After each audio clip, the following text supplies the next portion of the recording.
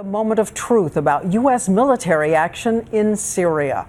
All day, the president tried to rally support for a U.S. strike, but at the same time, a majority of war-weary Americans sent word they are cautious. In our new poll, nearly 60% oppose a military strike if the U.S. is going it alone. We have the big story tonight of American leadership at a crossroads, and ABC's chief global affairs correspondent Martha Raddatz starts us off right now. Martha.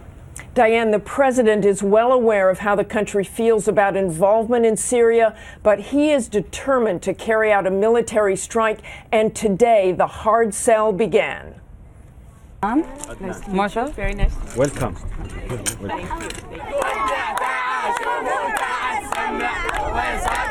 you. 20 years old. And there are, how many of you left Syria together?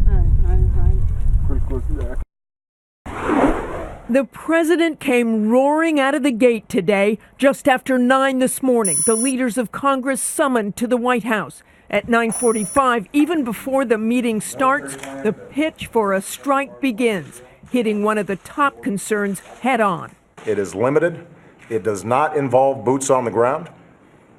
This is not Iraq, and this is not Afghanistan.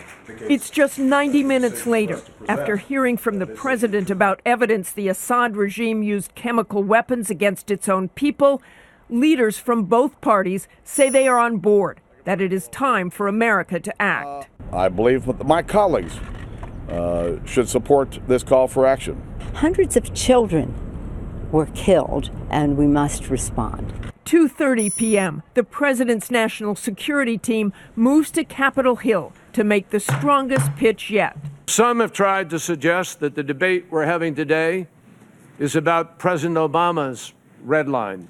This debate is about the world's red line. It's about humanity's red line. And it's a red line that anyone with a conscience ought to draw. But not everyone was convinced, judging from this testy exchange with Senator Rand Paul. If the United States of America doesn't do this, Senator, is it more or less likely that Assad does it again? You want to answer that question? I don't think it's known. I don't think Is it more or less likely that he does it again? You have the attack. I think it's unknown whether it's more or less likely whether you have the attack. Senator, it's not unknown. And away from the Capitol, as our poll showed, most of the everyday Americans speaking to our Tell Washington cameras were skeptical. I want to tell Washington that we should not go to war with Syria. We should just mind our own business. Obama going in alone would not be the best course of action. For me, I think that our troops been through enough. And I think that enough is enough. Diane, so at the end of the day, the president did make some progress with leadership on the Hill, but many members remain skeptical about this action, as does the public. This is not going to be easy. And Martha, we had another milestone today about the Syrian people themselves, the number of them fleeing from their homes, from their lives. It's true, Diane. Listen to these numbers. There are 2 million Syrian refugees. 1.8 million of them became refugees in the last 12 months alone. Every day, another 5,000 Syrian refugees stream over the border into Turkey, Iraq, Jordan, Egypt, and Lebanon.